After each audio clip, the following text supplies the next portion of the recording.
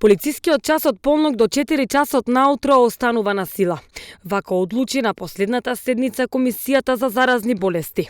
Во дел од новите мерки се да престане да важи групирањето на отворено, да се дозволи организација на свадби на отворено со музика со максимум 50% од капацитет на објектот.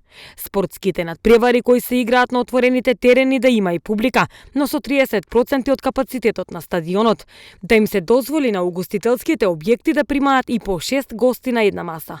Но полицискиот час од полнок до 4 часот продолжува да важи. Струмичани не се согласуваат со ваквата одлука. Што мислите за укинувањето на полицискиот час? Дали веќе е редно време да се укине полицискиот час? Не знам ни тоа да ви кажа поштар. Мене не ми смета ништо. Јас сум по природа дисциплиниран човек и за тоа за мене не слепо, него мора да се поштува ред. Не. Зашто? Нарочно за младите. Па мислам оти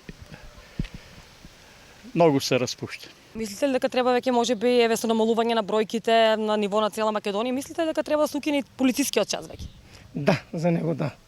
Мислам дека нема голема функција во сета таа работа полицискиот час и младите и така се наоѓаат како глувците во дупките, така и тие се наоѓаат патишта како да си го исполнат желбите.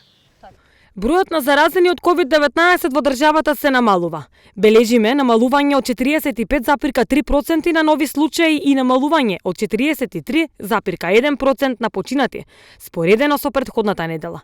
Истакна на својот Facebook профил министерот за здравство Венко Филипче.